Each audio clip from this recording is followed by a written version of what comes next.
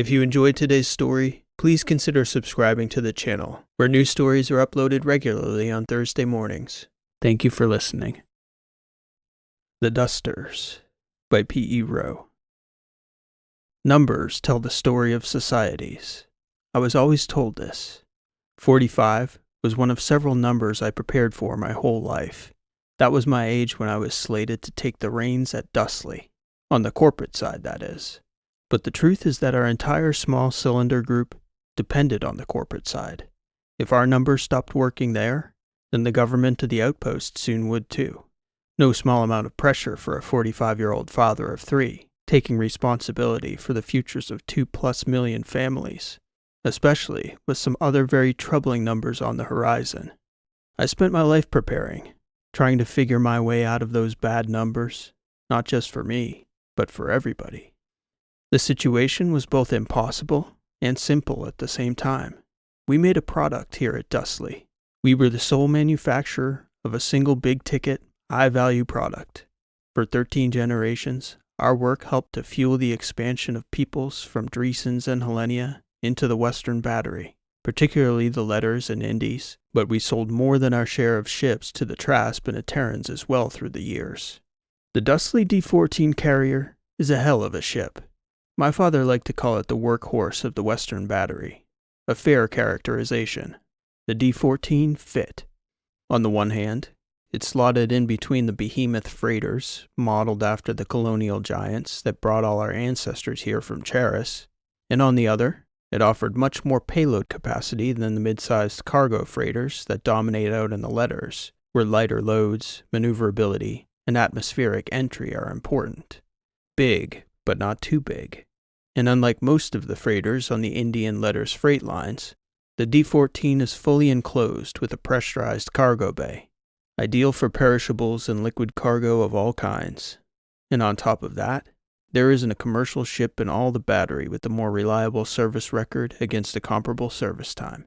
I can't help myself. Here I am selling my hometown pride. But it's true.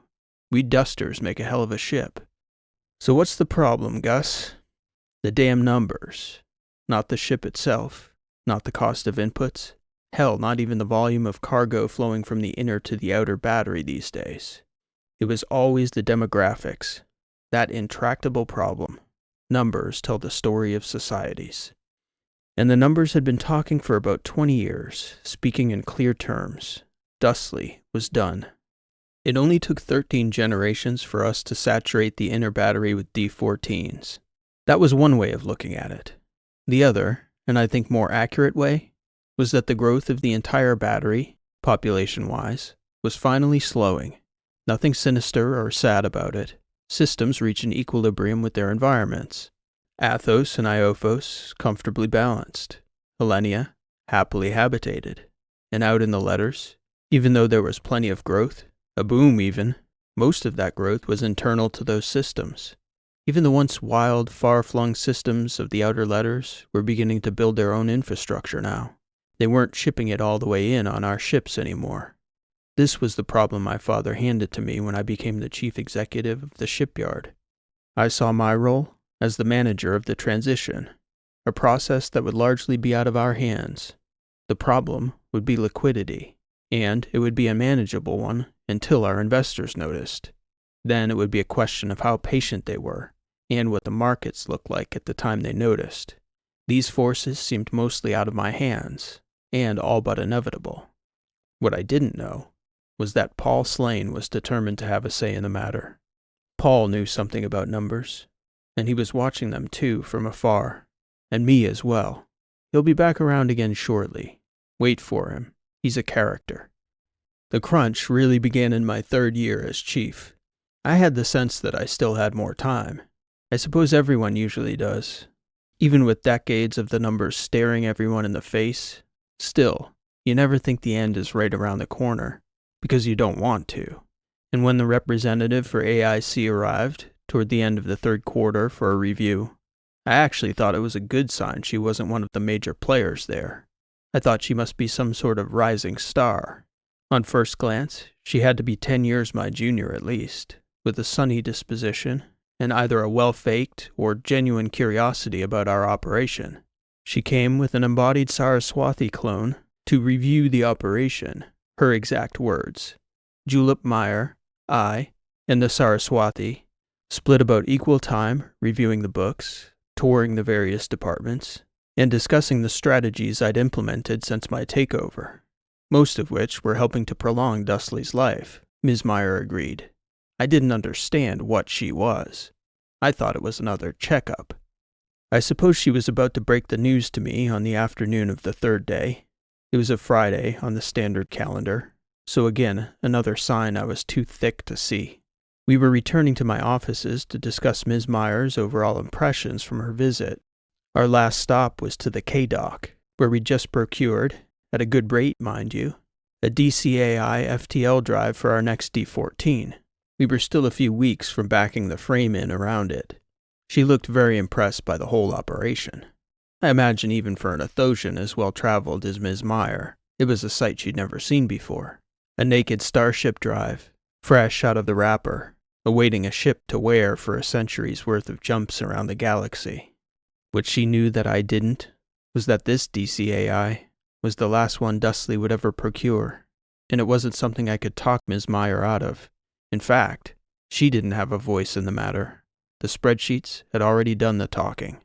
And then there was Paul Slane, leaning against the outer window to my office as though he was waiting on an old friend. That wasn't entirely untrue. I still thought of Paul as a friend, just one I hadn't spoken to in years. "The bank," he declared, looking over at Ms. Meyer. "So, Ms. Bank, have you put poor Gus out of his misery yet?" She had no idea what to make of Paul, and to be fair, I had no idea what he was doing there.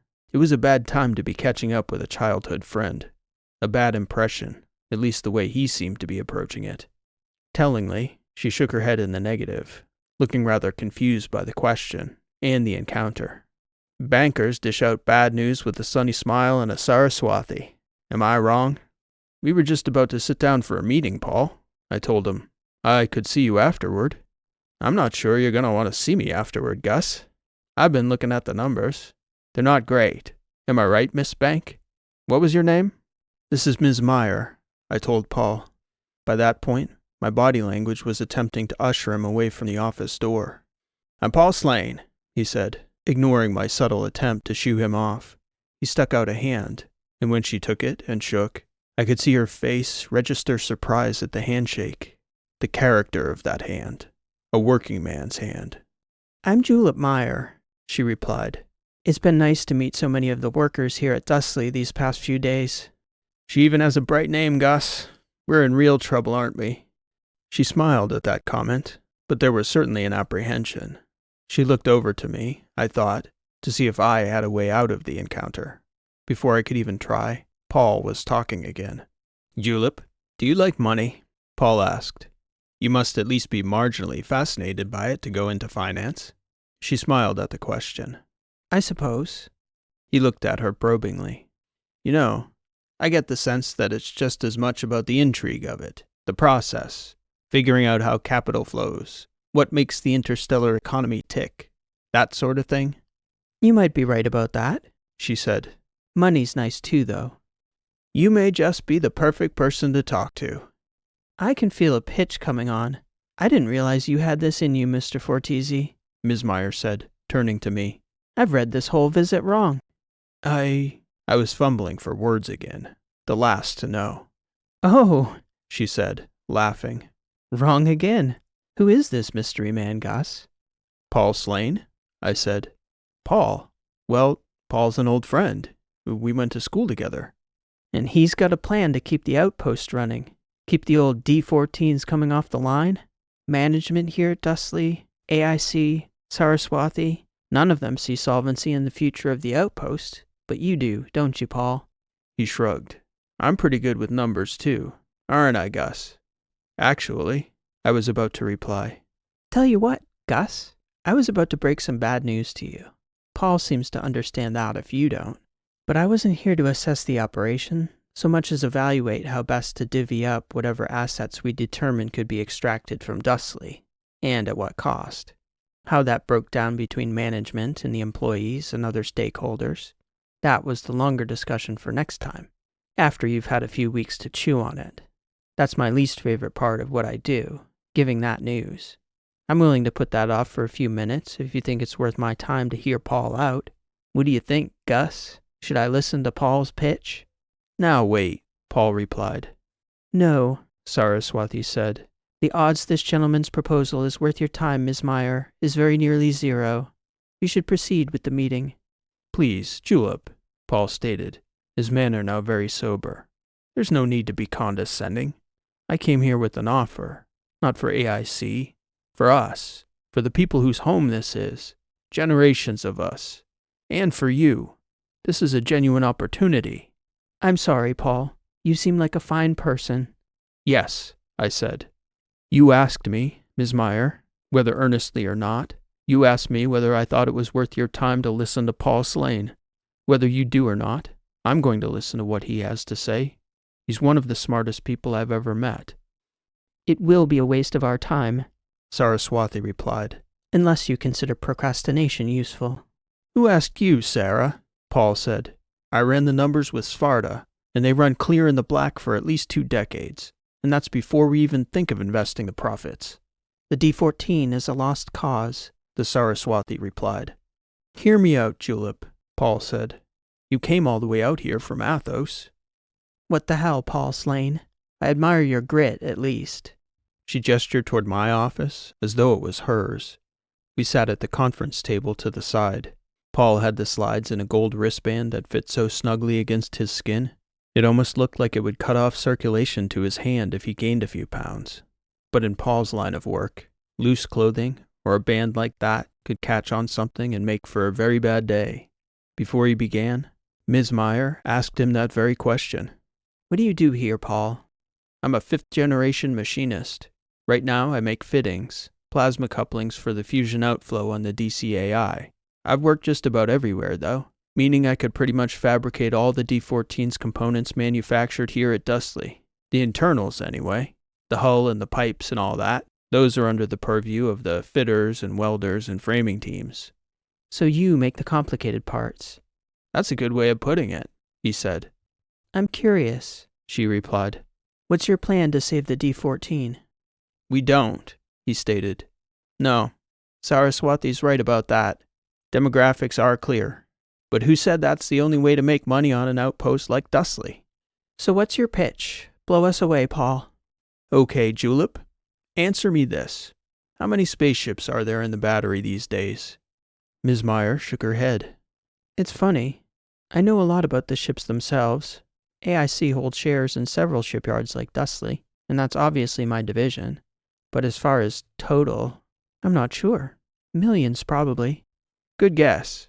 If we rely on data from the shipyards themselves, cross-referenced with registries in the major powers and indies, the number is 1.8 million, roughly. That's a lot of ships. It is, Paul said. But that's just the start of the story, because I got curious. 1.8 seems like a lot, but when you consider the population, the extent of our migration, and the longevity of most models, I began to wonder. I started running numbers against production of outposts like Dussly, the major shipyards in Dreesens, Helenia, the Guild, and the Protectorate. And do you know what I found? Please tell us, Paul, Ms. Meyer said. There should be more. A lot more. How many more? Sparta and I cross-checked every database we could access, including Athosian and Iophan archives from the earliest years. I'm talking Schism-era records. And by our count, there are at least 100,000 missing ships in the battery. We've been out here for a few millennia now, Paul, I said. It's rare for a ship to go missing or derelict, but clearly it happens. That it does, Gus. But where are they? 100,000 ships? That's a fleet. That's 10 fleets. Just out there somewhere. Now just hold on to that thought for a moment, Julep, while I make my next point here. Certainly, she replied. I think I see where you're heading with this, but please continue. Here in Dussly, we're a fully operational shipyard. A large one, with tens of thousands of capable builders and facilities. You know about Truro, Ionidi, Death, I trust? Yes, Paul, but refurbishment will never save an operation of this scale. The margins are way too small. I agree, but why are they so small? You take a ship that's an asset, and if you were to resell, you might get a fraction of the price of the new ship on the open market. Let's be conservative and say a third of the original price when the ship was brand new. Right, but the ship owner would keep that revenue. That's if it was their intention to sell in the first place. Most owners bring their ships in for refurbishment when they're getting older to extend the life of the vessel. True, and the shipyards are only paid for the work they do. I doubt you could even keep your doors open if you let half your staff go tomorrow, Julep said.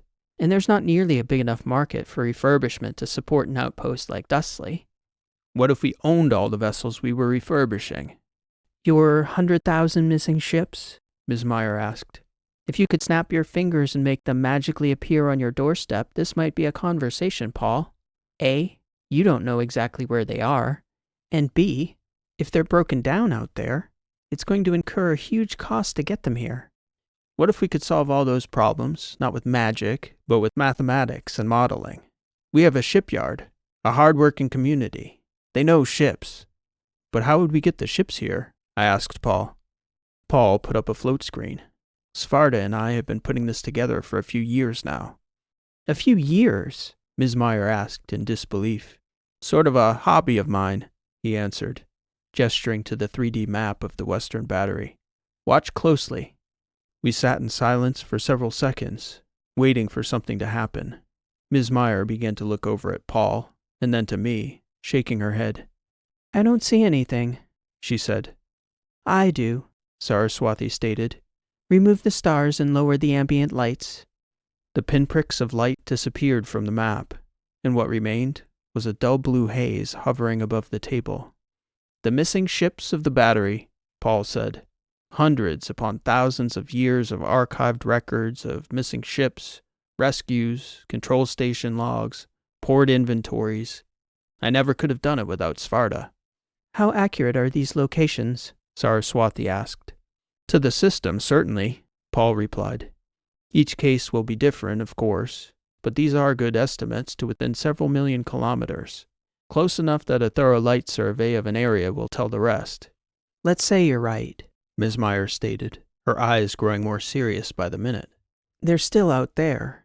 If they could get here, they would, presumably. Is this the part where you snap your fingers and bring them here, Paul? It won't quite be that easy, but, like I said, Sfarda and I, we do some good work together. Here are Dussly's logs. I was familiar with that display. Failure rates on the D-14, part by part, proprietary info on how our ships broke down when they did. Often enough, we were able to salvage our ship in most cases, but the way he displayed the issues, spreadsheet and bar graph, began to make his point clear, at least as far as our ship was concerned. There were problematic parts that caused failure of either the FTL or the sublight fusion drive. Notice something, Gus? Paul asked. I'm sure this isn't news to you. A few problematic systems caused the vast majority of ship stalls and breakdowns. Turns out that's not a unique phenomenon to the D-14. Are you catching on yet, Sarah? What do you think my odds are at this point of being worth listening to? 37%, she replied, eliciting a wide grin from Paul. Watch them climb, he stated, raising another set of charts. Basically, with just about every other ship manufactured in the battery since we arrived here, we don't have all the back records, but it's fairly safe to extrapolate, based on what's recent. Anyway, it's the failure of about 9 or 10 parts for any given ship design that results in over 86% of the drive failures. And because of the huge expense of the two modes of salvage, a fair amount of older ships just get abandoned out there. There's still those two modes, though, Ms. Meyer stated. You want to buy an old colony ship and make a wrecker of it, Paul? She shook her head, not entirely frowning at the idea, but she didn't look optimistic. No, the other mode, on-site repair, Julep. It almost never gets done, because it requires a team of mechanics to go out to the site, diagnose the problem, leave the site again, procure the right parts, return to the broken down ship to install them, and then hopefully bring the ship in if they've diagnosed the problem correctly. Repeat until successful. Takes forever. Labor-intensive, Ms. Meyer replied, shaking her head doubtfully. And to get the parts from the manufacturers, even aftermarket, months in transit. I suppose you could schedule multiple routes with multiple ships? Julep Meyer looked over at Saraswati. Not impossible if done efficiently. It would require a tremendous amount of coordination and forward planning. That might be a good backup plan, Paul said. But I had something better in mind. He sat there looking over at the AI, grinning. Saraswati sat still, awaiting Paul's big reveal. So? Ms. Meyer asked. So, Gus? He asked me, and I started to smile. It was always a joke of Paul's when we were in school together. So much so that it was a joke of everyone in our classes. He used to say it all the time. What's the point? That was always the question. He drove each new teacher crazy with it until they realized it was all one big joke. Paul, perhaps more than any of our classmates, saw math as a great game, a way to unlock a codex to the universe, and he played that game as well as any of us, even in our advanced classes. To him, the math always was the point, so I had to ask him, "What's the point, Paul?" "Yeah, Gus, what is the point?" "The point is to refurbish the ships and sell them," I replied. So, we'd be replacing most, if not all, the key parts anyway. I'm not following, Julep Meyer said. You're looking at an extremely skilled machinist, Ms. Meyer, I told her. One of hundreds of our master machinists here at Dussly. Unless I'm missing the mark, Paul's proposal would be to take the parts to the ships, replace all the failure-prone parts on site, and fly the ships back here to complete the reclamation process. Wait, all the parts? Just the 10 or so commonest failure-prone components on each vessel, enough to get the ships flying again, Paul answered. Then we'll put the shipyard to work scrubbing them back to serviceable once we fly them here. But wait, you're talking about what? Hundreds, thousands of different models? Different shipyards? Thousands of different parts? Paul shook his head. Most of the engines are one of about 7 standard StarCraft Cheris models or their variants, and the bigger ships are mostly a Thosian or Iofan make, DC Interstellar with maybe 10 significant size variations. So an inventory of about 1,200 parts would make it possible to repair roughly 90% of the broken ships in the battery. Where are you planning to get all those parts, Paul? Julep Meyer asked. She was suddenly quiet, emotional, almost indignant. That's the fun part, Julep. We are going to make them. I started laughing, not because it was foolish, but because it was just the kind of crazy idea I knew Paul Slane capable of. That's the stupidest thing I've ever heard, Ms. Meyer said. You're going to make thousands of parts, and then fly all over the battery replacing random parts on broken ships in the hopes they'll make it back here so you can salvage them? No, Julep, Saraswati replied. Not random parts at all. By now I'm confident you've done speculative work on production, Mr. Slane. I have. Well, me and Sparta together. How long would it take you to build such an inventory of replacement ship components? You and your entire team of machinists here at Dussly, I mean. To spin up production? A couple weeks. But we've got all the specs. We've been busy researching. That part was all Sparta. It'd just be transitioning the teams to parts they're unfamiliar building. For a full inventory? Maybe 3 months. After that, once our people have made something once, we could replace the inventory we deplete in, 2-3 weeks tops. That's not the bottleneck. It's how fast we can get the teams out into the battery salvaging. In a year or two, though, we could have the moorings outside Dussly swimming in ships. 100%, Ms. Julep. That is my assessment. This conversation was 100% worth your time. He's not crazy? He may very well be, Saraswati answered. But he is not wrong. If his production team is as good as he says, and they can manufacture such a wide array of parts, the business model is sound. Decades of solvency, at least, as Mr. Slane claimed from the outset.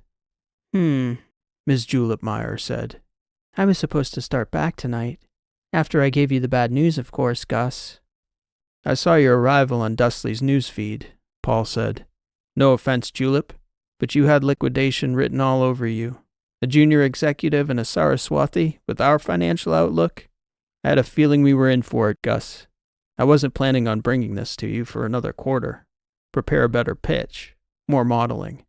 I suggest we stay through at least the weekend, Miss Julep, the Saraswati said.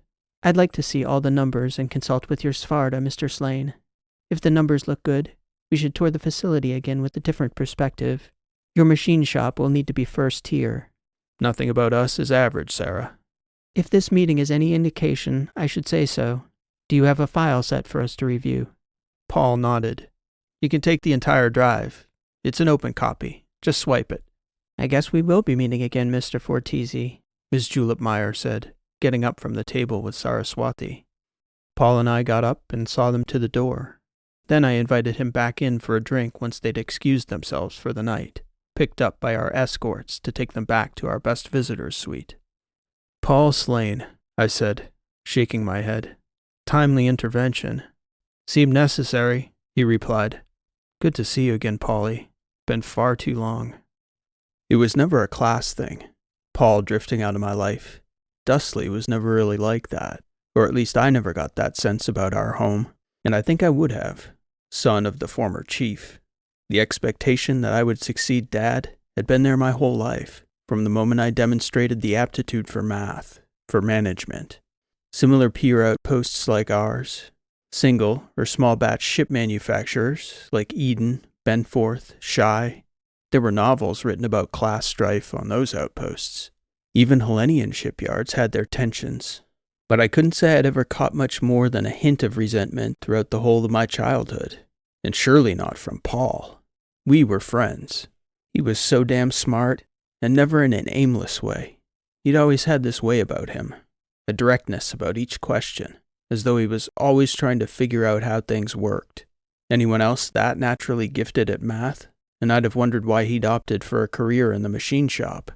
Paul, though, he was always bringing these metal knickknacks and toys his dad had made after hours, dancing figures with long-armed pendulums that would spin wildly around the perimeters of tables without ever falling off. No computer guidance, nothing but metal, an initial push, and the certainty of physics.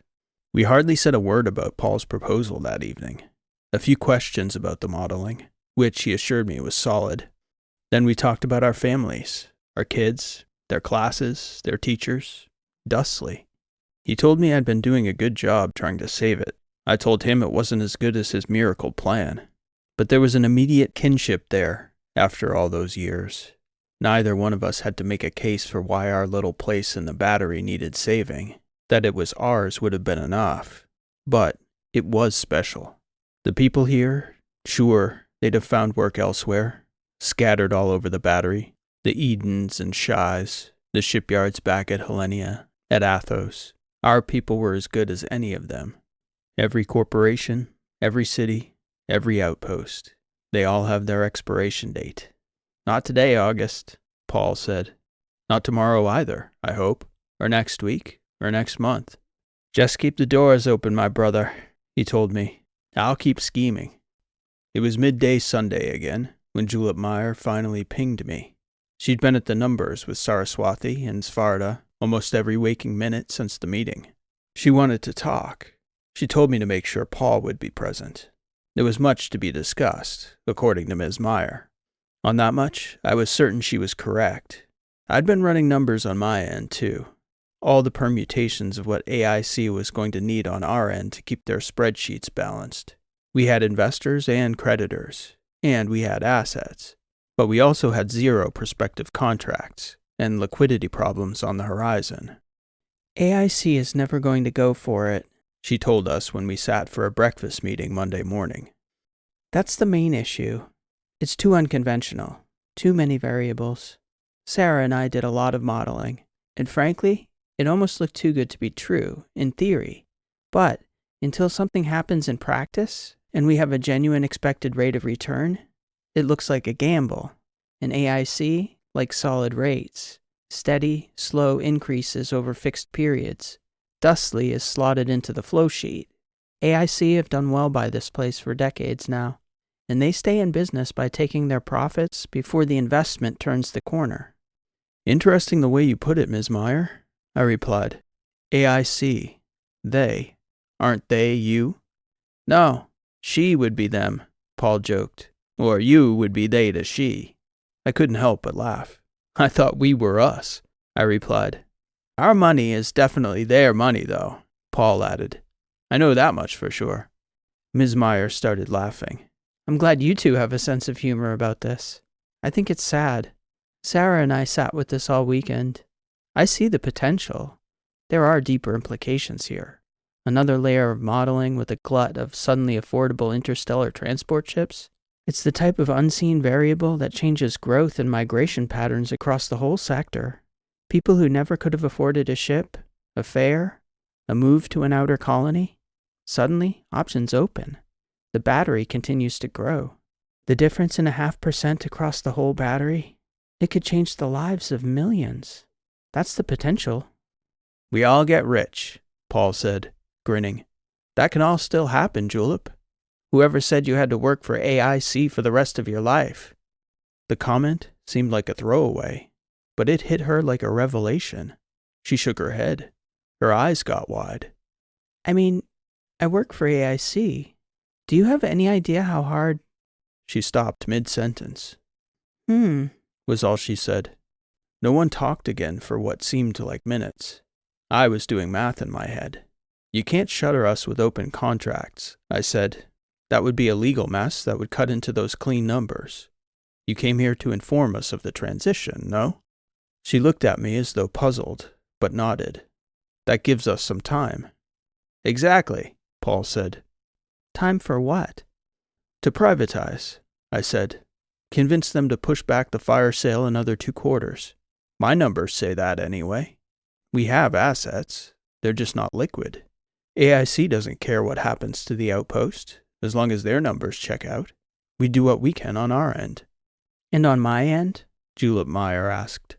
AIC isn't the only bank on Athos, Paul stated. Everyone's eyes simultaneously turned to the Saraswati. She turned her head, mimicking human consideration of a difficult problem. Unethical, I'd say, but not technically illegal under Athosian law. That will, however, certainly end your future prospects with AIC, Ms. Julep. Is she fired? Paul asked. You can tell them it was me. Oh, I'm not with the firm, Saraswati said. I'm with Ms. Julep. I would never betray her trust. You have a personal AI quant? I asked her. It's a sign, Paul said, laughing. This was meant to be, Julep. Let Gus run the numbers. Buy us 6 months. I'll get the shop humming. After work hours, of course. No cutting corners on our obligations. He winked at her and then continued. Then we'll run a test. 1 month. However many ships we can get back here to Dussly, that'll tell us if we're crazy. They'll think I've gone soft, she said. Have you? I asked. As soon as I said it, I realized Paul's influence was rubbing off on me, the type of thing I'd have said as a kid sitting next to him in math class. She paused, tilting her head at me, as though recognizing something in me she hadn't seen before. Soft in the head, maybe, Mr. Fortese. Not in the heart. It's not a no, Paul said. No, she replied. It's not a no. It also wasn't a sure thing, nor was it nearly as simple in execution as conception. Julep stayed in Dussly as long as she could, which was about long enough to see that we'd be prepared to handle the management challenges on our end. It wasn't anything more than a handshake. I don't think either party was prepared for anything more formal than a handshake at that point. On our end, we had the equipment and expertise to shift our focus to refurbishment, but it was all in theory. Our people had spent generations building one ship. That meant one way of doing business, one process, one master schedule. The idea that we could go out into the galaxy and pick up a handful of small starcrafts, a few mid-sized freighters, and a master colony ship here and there, and suddenly be prepared to refurbish and resell those assets on a reasonable timeline, that was taking quite a bit on faith. I put it to Paul exactly that way. I'll take that bet, Gus. We should have faith in Dussly. Believe me, the second the people of this outpost see a real path forward, they'll show everyone what we're made of. I believed him to a point. I knew they would all want to do everything they could, but the task for the machinists alone would be immense. They would need to transition from manufacturing the D-14's major parts and fittings to some 1,300 other parts, from diagram to fully fabricated and functional, in a matter of months. We needed to have confidence that we could pull any one of those parts off the shelf, install it in a broken down ship, and trust that it would take the wreck home. And that huge leap in expectations and craftsmanship was merely one aspect of the project. We'd need raw materials, double the number of shop stewards, production ramped up to round-the-clock shifts, a threefold increase in master ship mechanics, and all of that just to get the ships back here to Dussly. Julep was equally worried about my part. We had shareholders and creditors to please, divisions of AIC being the majority player in both categories, and transparency and fiduciary responsibility required that I have good reasons for dipping into reserve funds, liquidating assets, and suddenly showing unexpected spikes in our operating budget in a period all the interested parties expected us to be contracting. I had resources, though. Dad didn't enjoy retirement nearly as much in practice as in theory. He could hardly restrain himself from grilling me on every aspect of the outpost every time we got together. And Paul said there were plenty of old retired hands ready to put their decades of skill to use, saving Dussly. Periodically, as we began to spin up operations, Julep Meyer would forward a report on her end. She wasn't advertising her intentions yet, but she was quietly putting together a list of boutique investors outside AIC. She had a target in mind for privatization that would be feasible for us to meet with the help of those investors, provided the people of Dussly bought in.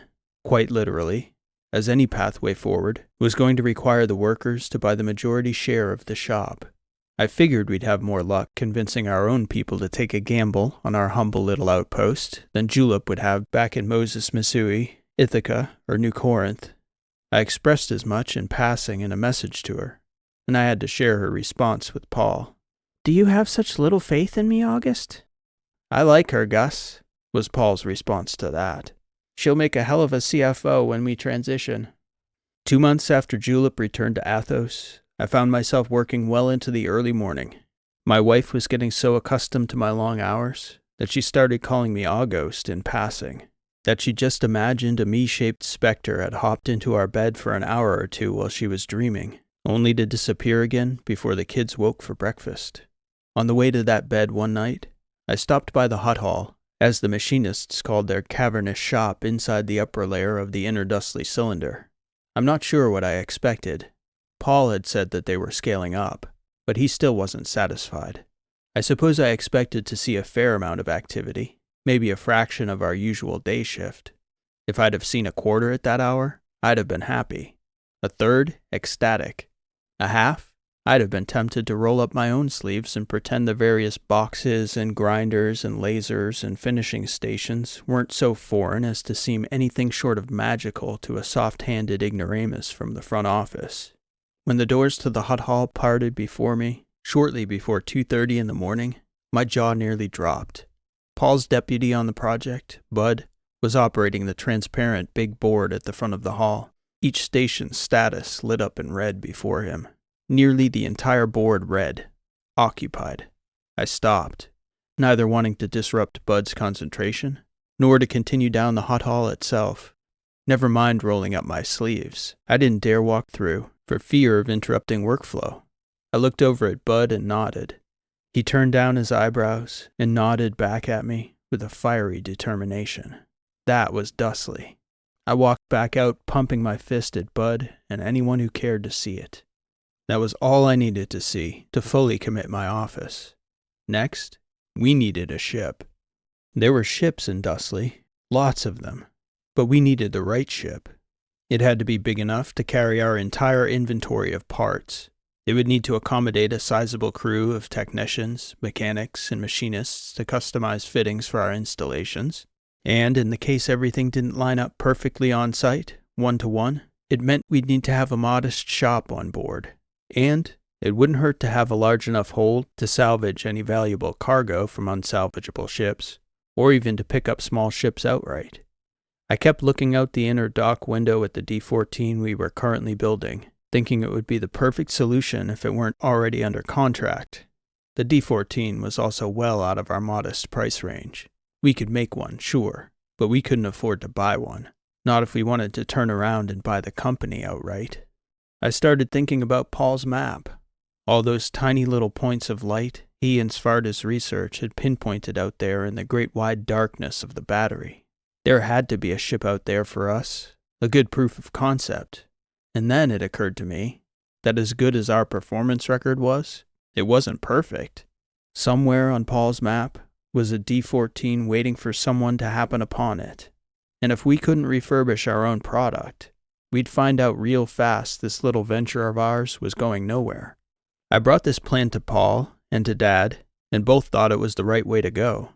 Julep loved the idea, especially when I laid out all the critical attributes we needed in our wrecker. The D-14 checked them all, and everyone thought we could just go get one. So we asked Svarda to locate a derelict D-14 we could salvage. 3 months into our 6-month reprieve, I took the radical action of appointing a shadow board of directors we started calling the Underboard. Dad was the chair. The rest were retired executives or promising young executives on my staff who would eventually grow into those chairs if Dussly lasted long enough for them to advance. I needed them to run the ordinary operations of the company because Paul and I were about to take an inventory of parts out to the Kappas to salvage our wrecker and bring it back to Dussly to refurbish and customize. We took Masto's tug. It was one of our only FTL-capable vehicles, big enough to carry our parts, tools, and crew. It was an 8-day trip out to Kappa 331, where one of our third-generation D-14s was free-floating after the main reactor had crapped out on their captain, according to the reports Svarda had pulled from our archives. The ship was nearly 70 years old by that time, which was a respectable service term for most commercial cargo carriers. For us, well, we didn't feel good about average at our little shipyard. We expected our D-14s to be centenarians. This was our chance to right a wrong and get our salvage vessel in the process. On day 8, we dropped into Kappa 331, a tiny little system with a single red dwarf sun and 2 modest gas giants that were only just kinda big. The archive stated the abandoned D-14 was christened under the name M. Steretsod, which meant absolutely nothing to anyone in our party.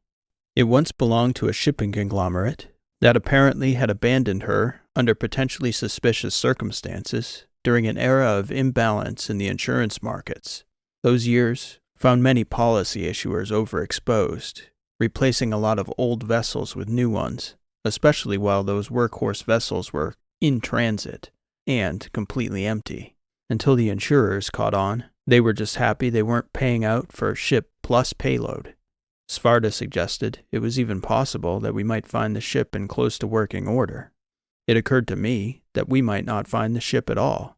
Why put it past scammers to not just turn up a few years later, pull the transponder, and resell the ship in some obscure outpost in the letters? The cynic in me was pleasantly surprised when our array caught a glimmer along the vector our archives had recorded for M. Steretsod's last known position and heading. I called Paul up to the deck with Masto and I to witness as we came up on her, just within the outer heliosphere of Kappa 331. Glimmer was a generous word for the light coming off her. In the depths of space, it was almost impossible to make her out with the naked eye until we were almost on top of her. But for a pack of dusters, as we all were, that shape, the dull outline of our D-14, even in the blackness of empty space, it was such a major part of our lives. I had goosebumps. "Tough to know what to feel, eh, Gus?" Paul said. "How do you mean?" I asked him. "First memory I have of the old girl had to be when I was 3 or 4. My dad took us down to see off whatever serial number was coming out of the dock that release day. Me, my mom, my brothers and sister. And I have this vague recollection of overhearing him explain to my older brother that he and all his friends made all the parts for that gigantic wonder we were looking at out the aperture. It seemed like such a big day when we were kids, watching on release day as she glided out into space, out for delivery. I thought he must be some kind of god or something back then, Gus, to make something like that, to even be a part of it. Then to see her floating here, dead like this, even an older one, hits me somewhere." "I know what you mean," I said. "I remember those release days. They're still big days, Polly. I think our kids probably feel the same way." "I hope so. I hope we can keep that going." "We're gonna have to go get her," Masto said. "That old girl ain't gonna fly herself back to Dussly. No, sir, Paul replied. We damn well are. Our small crew suited up and set to work with a focus and intensity I could scarcely describe. It was almost like a force of nature, instinctual, each person acting without direction, one coherent, symphonic mind, setting about a singular purpose. Within minutes, they had a tether from Masto's tug running into her belly and had the lights on. Within hours, they had a full assessment and systems diagnostic to work from. Vish, our head mechanic, thought we could get the reactor up and running with 3 replacements. The emergency control arm running into the reactor room, one of the head magnetic rings on the reactor itself, and the lower collar at the fusion thruster's port exhaust bell. Hopefully we can get the ship up and running in a few days, Vish said, explaining that it would take some time to slowly bring the vessel back up to operational temperature after sitting in cold space for damn near a century. 3 days would be an excellent result. Paul and Masto and I sat up on the deck of the tug most of that time, watching the parts crew do their work over there. Paul, for as much of an expert fabricator as he was, he didn't have the expertise of the mechanics who assembled all those parts on our lines. Ironically, I, with my soft hands, knew quite a bit more about it than he did, at least in theory. That was part of my training. Dad's mandate. Learn every system, every job, every input. I couldn't learn them all well enough to do any of them, just well enough to understand what everyone needed. In Vish's case, it turned out he needed 57 hours and a housebot to back up the D-14's autopilot. Then, we got all the humans back onto the tug once the reactor got hot. Finally, the moment of truth. The sublights started spitting their beautiful, familiar, white-orange fire, and I had no doubt about the old girl then. We tested a baseline set of sublight maneuvers, just to make sure the autopilot had full control of the vehicle.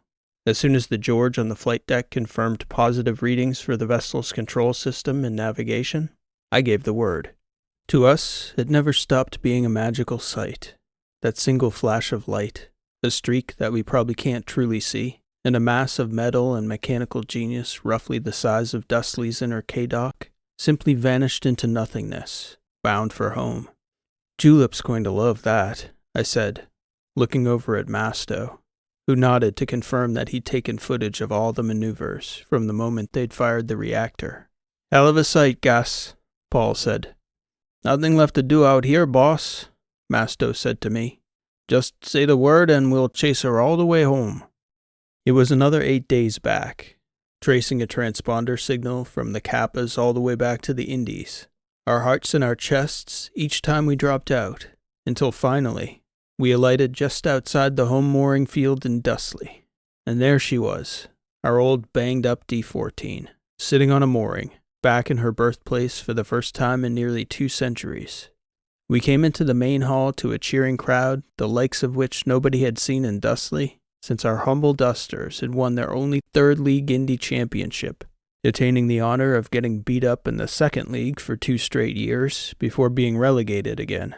But we still loved them, and our people, all of us Dusters, were there in the main cylinder, cheering on our triumphant return with M. Steretsod, and that was just the start of it. Suddenly, within the hour, a spreadsheet went up with work details for refurbishment. Department by department, there were standby lists of volunteers, 10, 20, 30 people deep, because every last available slot was full up with people ready to work a shift on the M. Steretsod with no compensation from the company whatsoever. Paul and I were staring at the board. For my part, I was in awe, and I guess a bit surprised. Paul wasn't. It was just like the hot hall that night, people clawing over each other to help save this place. We're going to have to do something about that, Paul said, looking up at the schedule as people milled about around us. About what? I asked him. He pointed up toward the top of the board. M. Steretsod? She's ours now, Gus. We can't call her that. What do you think we should call her? She is ours, I agreed. There's only one thing we can call her. I pulled the register first thing when I got back to the office and had our notary make the changes to the transponder. I was a little surprised, but in all the indies and the letters, there wasn't already a ship in the registry with our name. So M. Steretsod became the Duster. and our people set right to work, rounding her back into form.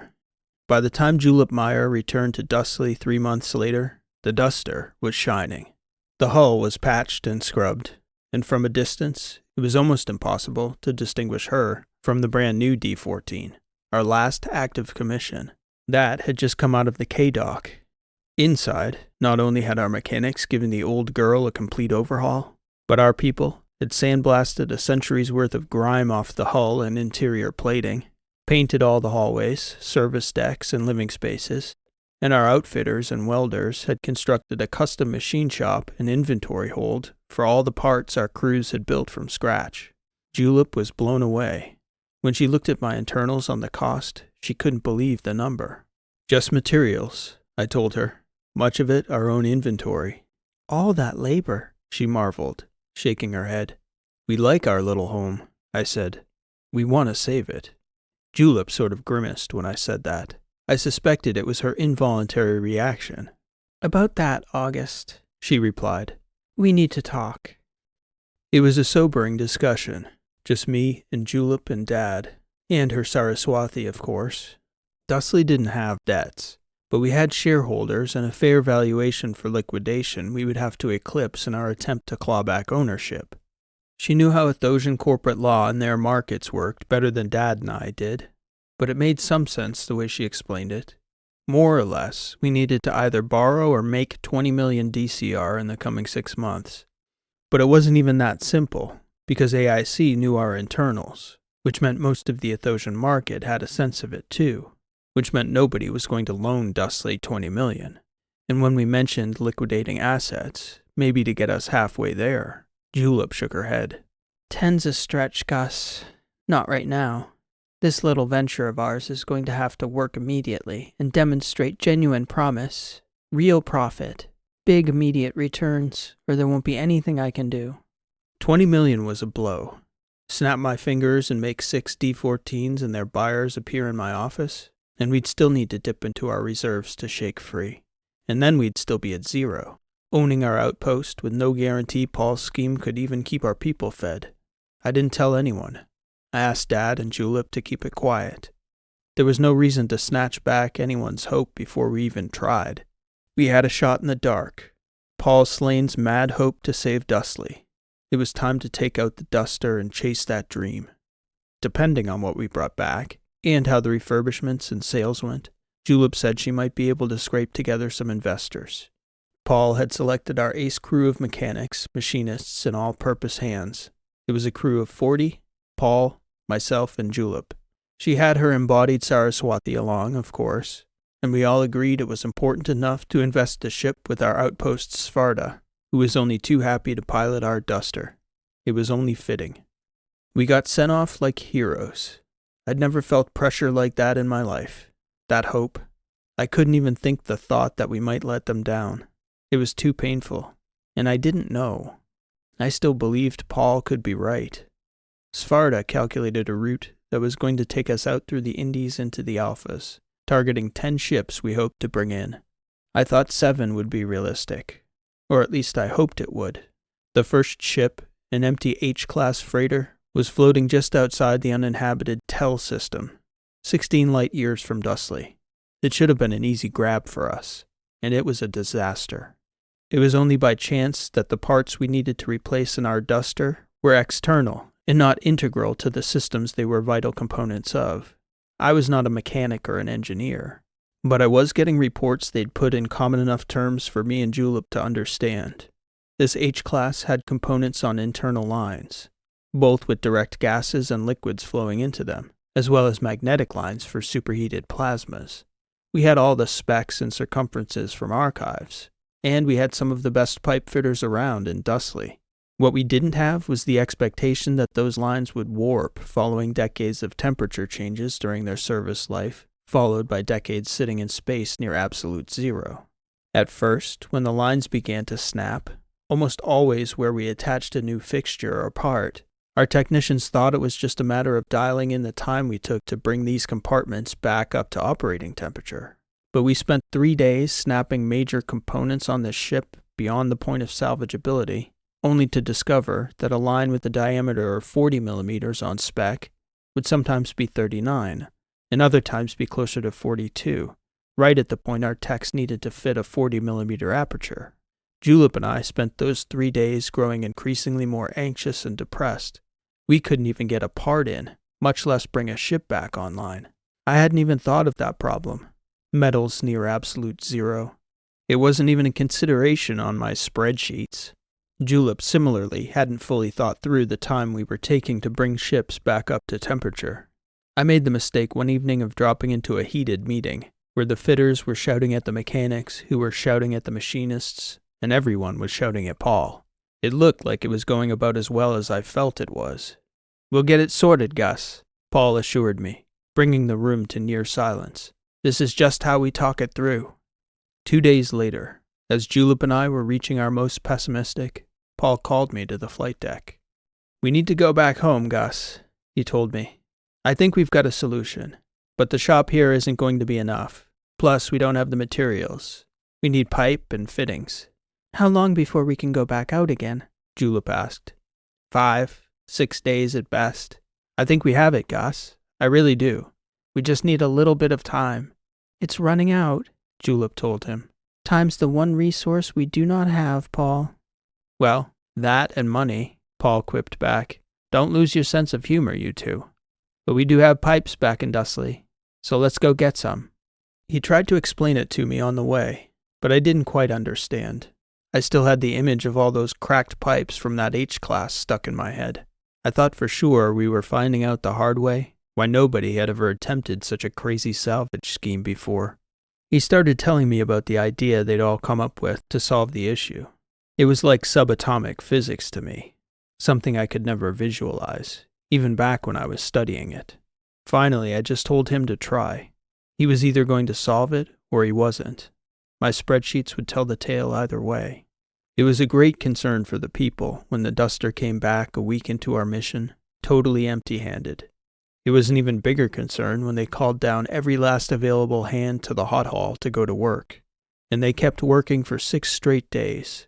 The word I kept hearing over and over was bicollar. It was what Paul had tried to explain to me. We needed our parts to fit to spec. The pipes were no longer at spec. Thus, we needed to refit those pipes around the parts with a fitting that was adjustable, fast to install, and just as strong and permanent as the original piping. After 6 more days of work, we added 15 welders to the crew and set out again. This time, we were laden with piping and bicollars of all sizes, and, I must admit, a dreadful sense of hopelessness on my part. I sensed the same from Julep, but Paul was more measured. "We'll give it a good go, Gus," he said. "At least no one can say we didn't try. I'm grateful to you and Julep for that." I shook my head at him. "Who should be grateful here, Paulie? We'd already be breaking up the outpost if not for this crazy scheme of yours. You talked an Athosian bank into giving us a reprieve. That's more than I can say for myself. Let's go land us a big fish," he said. "Svarda's got a few ideas." As it happened, though, the big fish were out. Because of the time it took to bring the salvaged ships up to operating temperature, we had to adjust our strategy with our quickly closing window. Svarda shifted our focus to smaller ships. The more boutique freighters and larger yachts were now going to be the only way we could demonstrate any sort of proof of concept by the end of the month. At that point, I hoped we'd be able to get 4. If one was a solidly framed yacht, we might be able to upgrade it with luxury fittings and at least demonstrate the potential for profits. Paul and the entire team, with some help from Svarda's modeling, had developed a process to more uniformly warm the floating vessels using the Duster's main reactor. We had our first success a bit farther out from Dussly toward the betas. It was a nice mid-sized Athosian Starcraft-style hybrid freighter out of the Howard shipyard originally. It took a little over a day to bring her up to temperature, replace all the 9 pieces our spreadsheet said were required, and finally bring our first salvaged vessel back to life. She was small enough we probably could have fit her inside the Duster's rear hold, but still, it was a relief to have even that small proof of concept.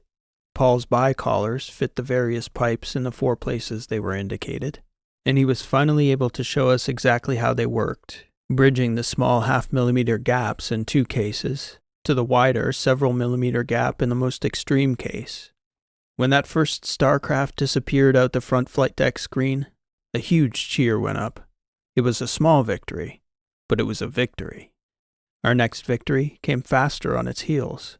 Oddly enough, it was another Howard starcraft a few models up in frame size. Our team got over there and had her flying on her way back to Dussly in 17 hours. "We're rolling, Gus," Paul declared. I gave him a pat on the back and words of encouragement, but I didn't tell him the obvious. He probably already knew it wasn't nearly enough. 2 vessels like that on resale, after all the costs of salvage and refurbishment were factored in. 40,000 each, maybe, if that. We still had 10 days, though. "Do you think you can buy us another 6 months?" I asked Julep. "I don't even think I can buy me another 6 months, Gus.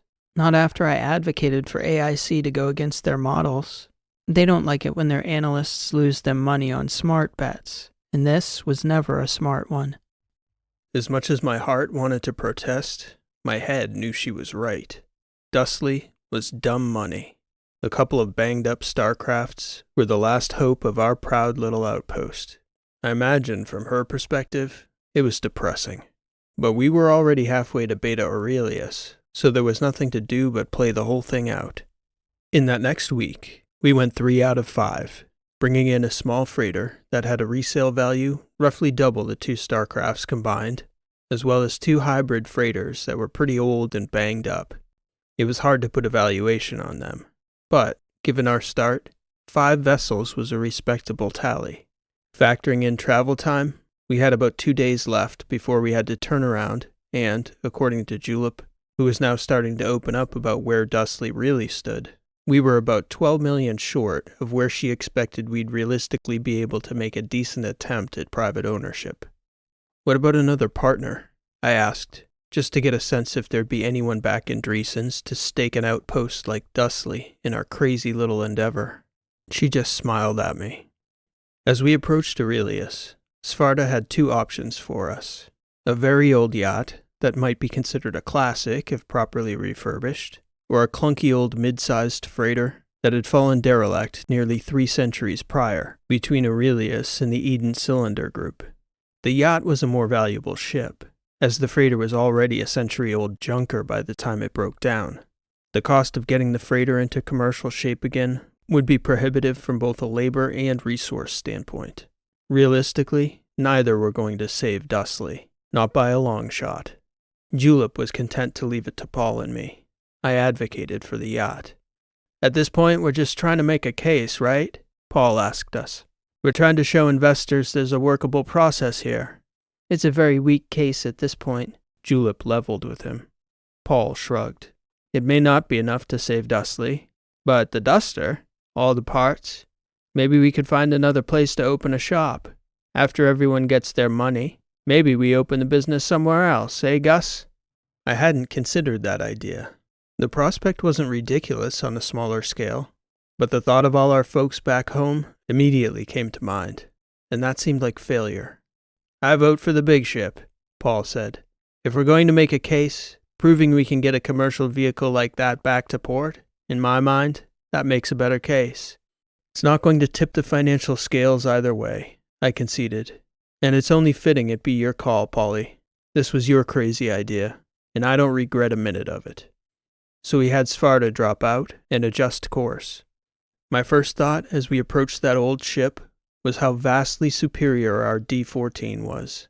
Even in the dark, that old freighter was an eyesore. I couldn't help but think it was a soulless unit that had come off some Hellenian assembly line, churned out without pride or love. The Duster was about her size, and by comparison, well, there was no comparison. Sure, I was biased, but it was true. A sad truth that was just hitting me. We were writing the final chapters of the Dussly shipyard.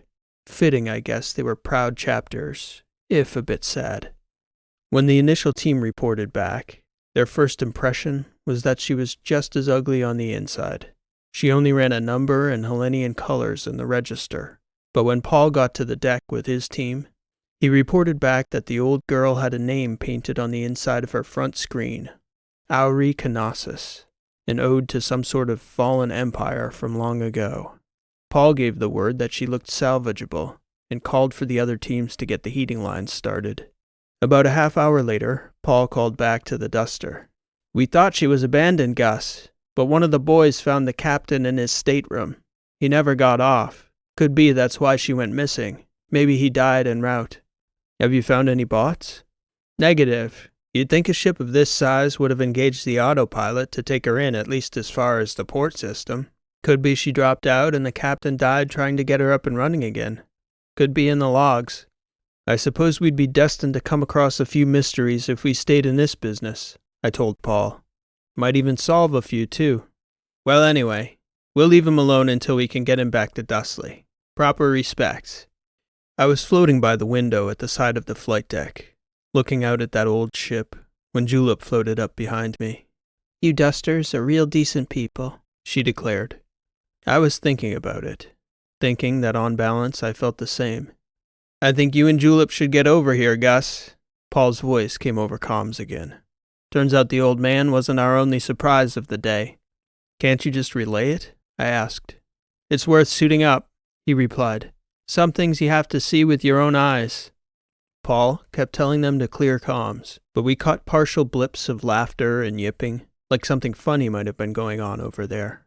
Julep and I speculated that maybe the captain wasn't alone, and then it occurred to me as we pulled ourselves across the tether line between the two ships that cargo carriers spent the vast majority of their service life with at least a partially full hold, and that anyone coming to recover a cargo probably would have known to recover the captain's body. I started thinking about Eden, the ship's port of origin in the Garvin 9 system. The Eden Cylinder Group had a pretty nice shipyard there, a larger sister city of sorts to Dussly. If I wasn't mistaken, though, there was also a significant mining outpost on one of the planets in the system.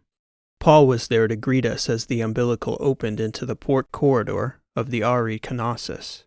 I couldn't help but take a glance back at our Duster through the porthole and marvel that she had been hovering dead in cold space, just like this sad cargo ship, only a dozen weeks prior. What are the odds, I thought? One dead ship rescuing another. "One of the boys had a thought," Paul said as he greeted us, leading the way down the port corridor. "I think I had the same thought on the way over," I replied. "If the captain's still here." "Then maybe the cargo," Julep finished my sentence. "Turns out, Ms. Meyer, we are in need of an assessor." We later learned from Saraswati that she had a sister clone running operations on that mining post back in the Garvin 9 system, Minerva C-16. Primarily, it supplied iron, titanium, and other building materials via mass driver to Dreesen's system. In the process of extracting those building materials, the Minerva mine also extracted and refined other minerals and metals in smaller quantities.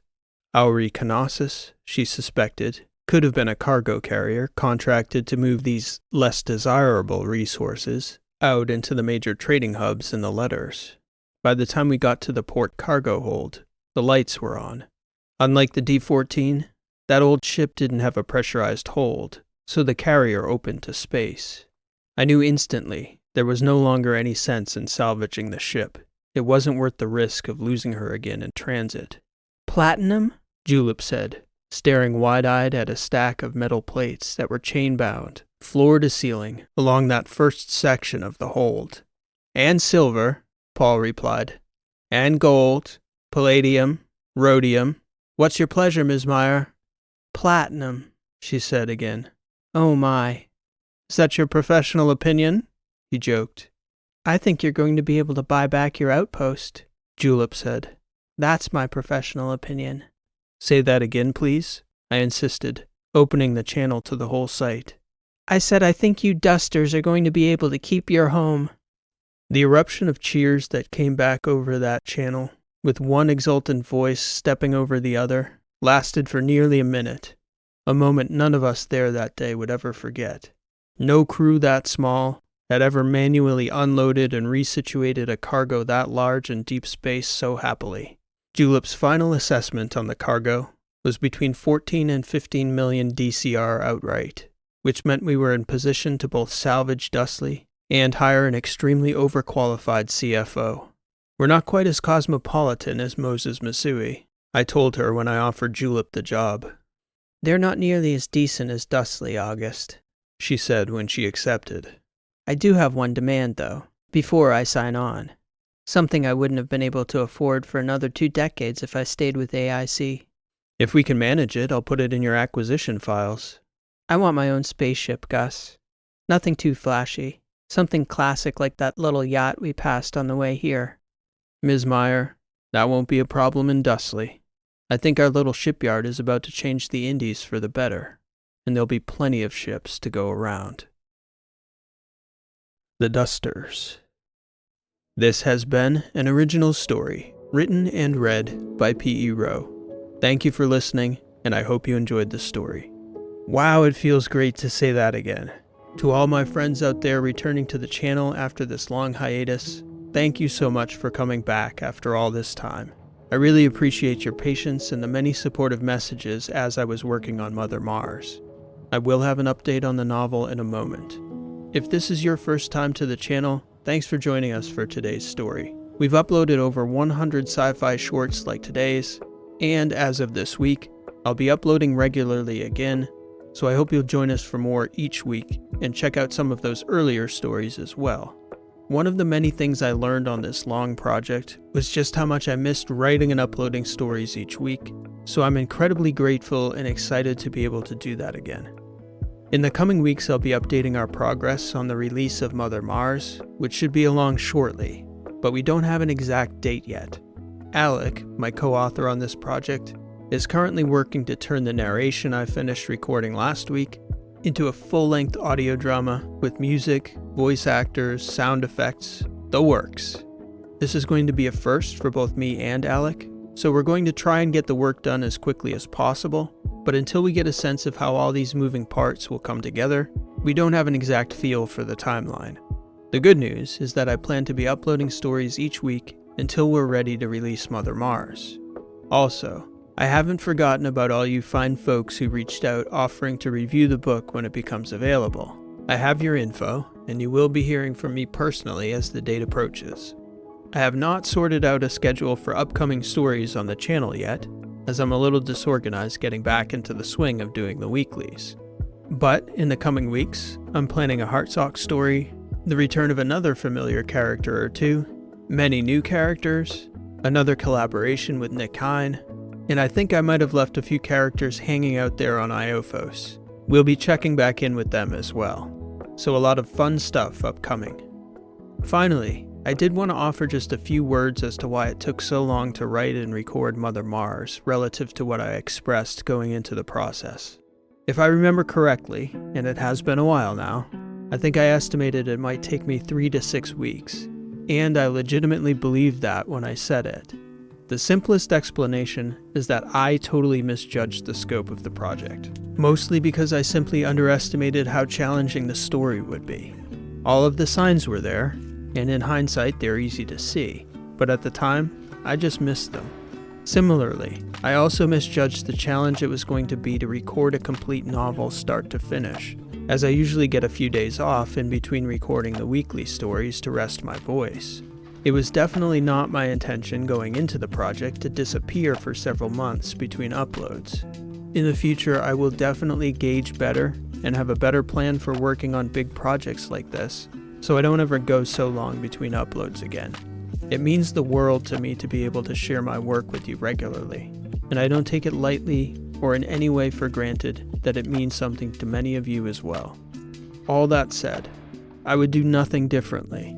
I think the opportunity to work on this project with Alec came along for a reason, and I feel both grateful and blessed that it did. And though I think it's never the author's job to judge their work, but the audience's, I will say that we are both incredibly proud of this story, and we are excited to share it with you as soon as it's ready. In the meantime, I'm planning on being here again next Thursday morning with a new story to share. I hope you'll join me again then. So until next week, this has been P.E. Rowe. Thank you for listening, and I can't wait to see you next time.